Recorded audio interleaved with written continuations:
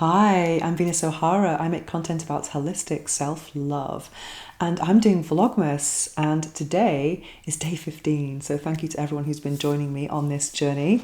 Nearly there. I've been really enjoying it. And today I'm so thrilled to announce the launch of my very first audio course. It's called The 8 Pillars of Self-Love. And it's available on Insight Timer. Insight Timer is the world's #1 meditation app, and I've been on there since 2021 creating meditations, mainly affirmations and guided visualizations, and now I thought I would create a course as well. Many of you are so kind in complimenting me on my voice, and I've been using my voice to make meditations and my podcast, of course, The Orgasmic Lifestyle. So let's talk about the 8 pillars of self-love and why I created this course. Well, self-love is part of my big journey in this lifetime. It's something that has been a challenge for me, but it's also something that I am quite good at. And when we think of self-love, it's not just about getting a massage and going to the spa. It's much deeper than that. And on one side, a lot of people who spend time with me, they start to embody a lot of self-love practices just from my influence. For example, a lot of friends who spend time with me, they start to drink less alcohol or eliminate alcohol. They start to eat more vegetables and whole foods and even go organic. They start to prioritize things like massages and things and just self-prioritization really, and also self-pleasure, which is obviously the biggest part of my job because I am a content creator creating content on female sexuality primarily. So I wanted to kind of go beyond the sexuality aspect of self-pleasure, because self-pleasure is not just about intimacy. Self-pleasure is also about sensation and enjoying massage, enjoying things like moving your body, dance, things like that. And as I've seen this effect in my social life of my influence on people, my direct influence on people, I thought, imagine taking that idea and bringing it to a bigger audience. And also, I was going to host a retreat a year and a half ago in the south of France, and in collaboration with my friend who is the retreat owner, unfortunately she passed a year ago, we created, or she kind of inspired me and encouraged me to create this modality called the 8 Pillars of Self-Love. And so I created the retreat program, and then to prepare for the retreat, I coached dozens and dozens of people on it. And it was so insightful. It was kind of like therapy. Obviously, I'm not a psychologist or a therapist, but I created this self-love wheel, and then we analyzed people's, we did a self-love audit on people's lives. And then we discovered what can people do, or we explored what people can do to actually have a more self-loving life. And it was really insightful to kind of see what people's struggles were and where they were falling short in the domain of self-prioritization. Because my overall message or my overall mission is to encourage people to prioritize pleasure and peace. And also I was looking for an umbrella term to bring together all of the things that I am passionate about. And I'm a Gemini, so I'm kind of like a bit scattered sometimes. And that umbrella term is holistic self-love. Because, some people say, focus on one thing, but that for me just seems very reductive and boring. I still want to do all the things I do. So going into the 8 pillars of self-love, I'm going to share with you what these pillars are. And also the course, if you are on Insight Timer. Insight Timer has really changed my life. I highly recommend it. If you're new to meditation, it's just wonderful. And I started using it in 2019 at a time when I experienced burnout. I think around that time on YouTube, the ads just became excessive. Before that time, there was maybe one ad before a video or something. But around then, it was just like, oh my God, especially if you listen to content that has meditations. For example, you'd be like zoning out, just really enjoying a meditation. Then boom, this ad, which had nothing to do with, really kind of like, it was very, it's very abrupt and unsettling. So I decided to, I wasn't doing YouTube Premium at that time, and I don't have any ads on this channel, which is great. But yeah, so at that time, one of my friends said to me, "Have you tried Insight Timer?" And I tried it, and it really changed my life. And I've used it every single day since then. And when I had some of my challenges of, Bell's palsy and being in hospital, I decided, meditation was such a big part of my healing and, facing what has been happening to me. And I decided to become a creator myself because I wanted to give back. And I just realized how valuable it is when someone revisits your content, when it's healing content, meditation content. Because the difference between, let's say, this video and listening to a meditation or meditation content is that you'll watch this video once and that'll be it. But if you find a meditation that's that you find to be very helpful and you connect with it, you can listen to it over and over and over again. And that's actually quite a good thing to, repetition is a very good way to engage in subconscious reprogramming. So I did that. There was a couple of meditations that I kept repeating, and I realized, oh wow, these are so profound. I want to create something similar, because also in parallel, from many people watching this channel were telling me that they really loved my voice and that my voice was so soothing. Even people even told me they listened to my sex toy reviews to fall asleep, which is really quite flattering, really, because obviously there's this trend of ASMR. And it's nice to have a soothing voice. And also, I don't edit my videos. It's a one take wonder. I want to kind of instill and transmit and convey the feeling of peace to anyone who is watching my content, because all these jump cuts can be very jerky. You're like, oh my god, it's just it's not exactly a calm thing, Anyway, so let's go back to the 8 pillars of self-love. So this really, I was so passionate about it, and it kind of, the course almost wrote itself, to be honest. And as I was practicing the coaching modality, which I'll make another video about that, just in case you would like to work with me on that. I don't have my landing page yet, but I was actually doing it in person with lots of people I know here in Barcelona. And of the 8 pillars, I'm going to read what the 8 pillars are, and then I'm going to go into each one and what they mean. Self-compassion, self-acceptance, self-respect, self-confidence, self-expression, self-care, self-growth, and self-pleasure. I put self-compassion first because when my clients were doing their self-assessment, self-compassion was always the lowest. And I think that's kind of quite true of life in general. We tend to be quite hard on ourselves. And I know I'm hard on myself. And, sometimes we need to speak to ourselves and have an inner dialogue that's similar to a friend or someone you love who's going through hard times. And sometimes we forget that. And I think in my case, when I do that, sometimes it's because I know I can do better. But it's about saying, effort is still enough, is better than done. It's about acknowledging what you have done. And also another kind of thing that I do every night to acknowledge what I've done in a day is that I have this other small book, kind of an agenda, very small diary that I write my 3 wins of the day. And that really gets me into this mode of, acknowledging what I've achieved that day, rather than going to bed thinking, oh, I didn't do that. Rather than focusing on what we haven't done yet. So self-compassion is about having that, kindness for yourself. And for me, I'll give you an example of today. Last night I went dancing. I went to a salsa place. And as I was walking there, it started to rain. Oh my God. And I was like, I'm going to get a taxi. I was wearing jeans as well. So the jeans got wet, no taxis. I ended up walking all the way there, dancing. I love salsa and bachata.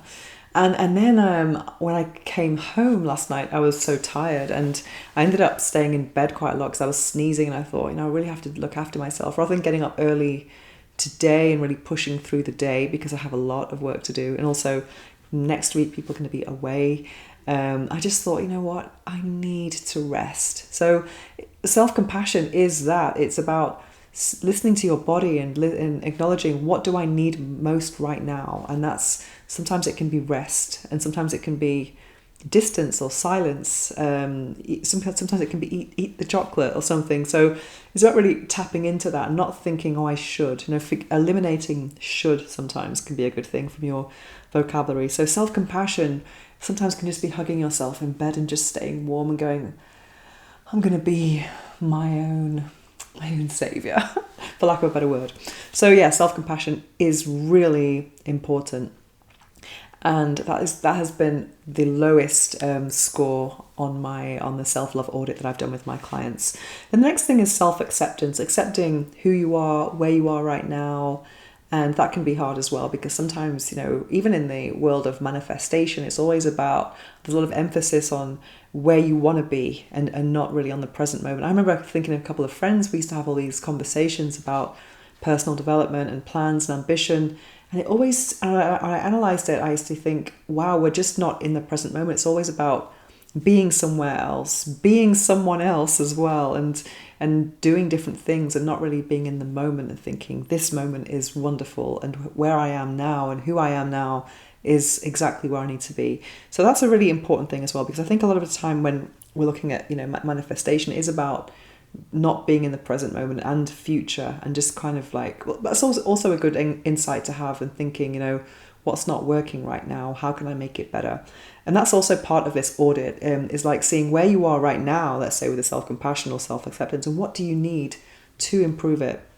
So self-acceptance is really important. And I think part of self-acceptance is gratitude for everything you have as well. And gratitude is the foundation for manifestation and abundance, is already, knowing that everything you have is wonderful. And then the next thing, super important, self-respect. And this is very much tied to boundaries. And this is something that I've really been struggling with. I think in terms of these pillars, I don't think my self-compassion is the lowest. I think I'm okay with self-compassion. I think my self-respect is something that's probably my biggest challenge. I've been way too flexible with my boundaries, and I'm really trying to work on that. And even, sometimes the road of integrity can be a lonely one. And you have to kind of put boundaries up to protect yourself, to protect aligned friendships, aligned relationships, and know that, if someone can't meet you at those boundaries, it may be time to let that person go. And that's a very hard reality. Sometimes I've seen it so many times with friends, where you ask them what they're doing at the weekend, and they kind of like keep you on standby because they want to see what their partner's doing first, whereas their partner's not going to think about you, that kind of thing. I've been kind of like that, way too flexible, way too available, and not really standing in like what I want, So I think it's really important to have some better boundaries. And then that's really hard. It's been hard for me. Next thing, another thing I've been struggling with a lot is self-confidence as well. And I'm really growing up with that. And that's one reason why I've done Vlogmas. Not only just to make you wonderful content every day, but to actually work on my confidence, because my confidence sometimes can be lacking. And it may seem that I'm very confident right now, but I have other areas where I'm not so confident, like making short form videos. I find that quite challenging. I've only ever done 5 lives on this channel. I've never done a solo live. That's something that kind of really scares me, but maybe I should do that to kind of get my self-confidence audit a bit higher. So self-confidence is about really kind of pushing yourself a little bit and getting into those, getting out of the comfort zone and exploring new challenges, but not to the point where it's going to be very uncomfortable. Something that's challenging, but something that that if you do it, you're going to feel good at the end. Because at the end of the day, we want to feel good. It's not about feeling uncomfortable, because that's the great thing about knowing what a worthy challenge is how are you going to feel after. Is it a good thing? Then that's probably a good challenge to try and do. Next thing, self-expression. Self-expression, well, obviously that can be in the form of speaking about your feelings, your needs, your desires. It can be, quite creativity as well. Something that's been lacking for me is in self-expression is, I was brought up in a very Catholic, environment, and there's a lot of silence in that environment, and expressing myself in terms of emotions and needs and wants and desires has been quite challenging for me. But I've learned that not speaking up, there's a price to pay for that. So I've really worked on that a lot over the last few years. Yeah, so it's just about being authentic. And also self-expression can be how you dress, how you speak, how you spend your time, and expressing your values in your lifestyle. I mean, I have a very quite authentic lifestyle in the sense that I've created a very authentic lifestyle with having no alarm in the morning and, living from my passion. And, that can be quite hard. Sometimes it can be judged by people who think, oh my God, she's got 1,000 sex toys, But at the end of the day, being authentic is way more important. And if you're authentic and you can express yourself in a way with bravery and conviction, and then I think you can inspire others to do the same. So self-expression is very, very important. And then another thing, self-care, which is something that I do quite well. Self-care can be things like going to the gym, eating well, moving your body, eating the best foods, having massages, things like that. And for me, I really do take care of myself. I could do a little bit more movement though. Definitely could get to the gym a bit more. Then self-growth. I'm so into self-growth. All of these books are personal development books. I'm always learning. I'm always meditating. I'm so inspired by growth, and what I love most about it is how learning can actually impact your life, your perspective, and how the impact can be pretty much immediate. And I think perspective is everything on life and our reality. So when you have a little shift of perspective, it can give you a sensation of newness, which is really cool, really, really nice.